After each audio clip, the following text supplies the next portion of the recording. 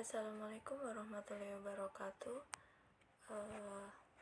Kami akan presentasikan hasil kerja kelompok hubungan industrial yang beranggotakan Syifa Nurama NPM 197542 dan Floren Vida Ivana dengan NPM 19754032. Sarana pembangunan Indonesia berupaya mencapai stabilitas nasional termasuk stabilitas di bidang ekonomi.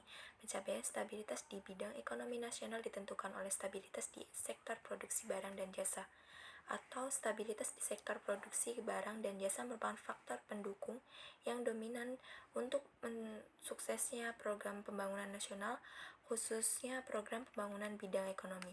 Salah satu syarat untuk mewujudkan stabilitas di sektor produksi barang dan jasa diperlukan kondisi hubungan industrial yang harmonis dan berdasarkan Pancasila, berupa terciptanya ketenaga kerja dan berusaha atau industrial peace, merupakan suatu kondisi di mana di dalam hubungan kerja di perusahaan di mana terdapat 3 unsur penting ketenaga kerja, yaitu pertama, hak dan kewajiban terjamin dilaksanakan. Kedua, apabila timbul perselisihan dapat diselesaikan secara internal.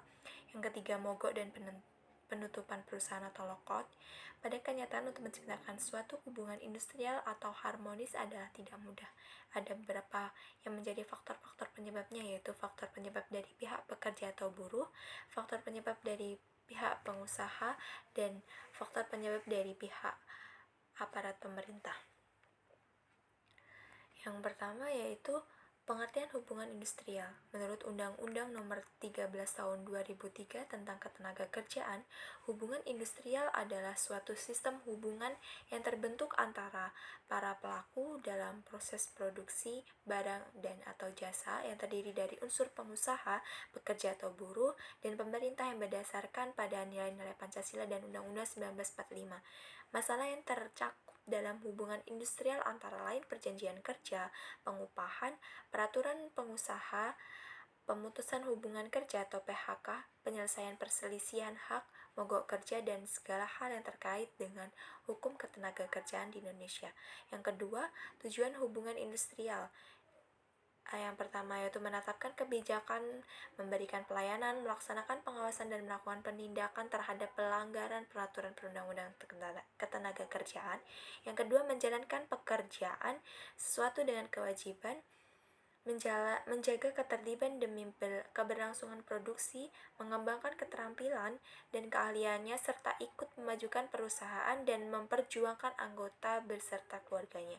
Yang ketiga, menciptakan kemitraan atau kerjasama, mengembangkan usaha dan memperluas lapangan kerja dan memberikan ketenaga kerjaan pekerja atau buruh secara terbuka, demokratis, dan berkeadilan. Lalu yang ketiga yaitu pihak-pihak yang terkait di dalam hubungan industrial,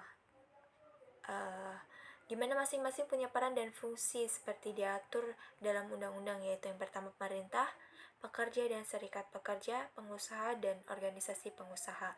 Lalu yang keempat, saran hubungan industrial.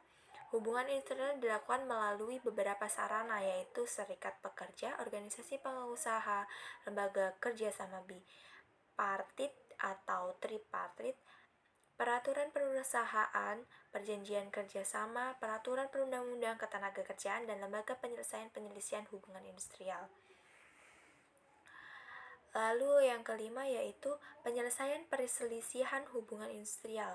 Setiap perselisihan hubungan industrial dalam perusahaan diselesaikan melalui 3 cara, yaitu perundingan bipartit, perundingan tripartit, dan lembaga penyelesaian perselisihan hubungan industrial sebagai berikut yang akan dijelaskan oleh rekan saya, yaitu Floren Vida Ivana.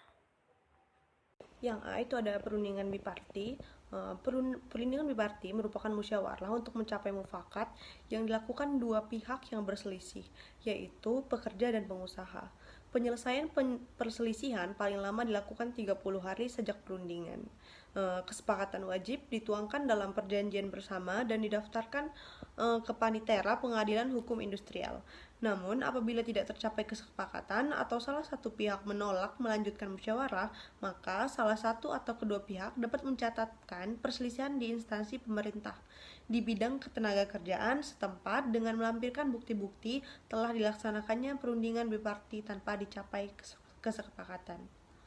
Yang kedua itu perundingan tripartit, di mana perundingan tripartit merupakan perundingan yang melibatkan pihak ketiga, yaitu perwakilan pemerintah yang berasal dari instansi atau Kementerian Ketenagakerjaan.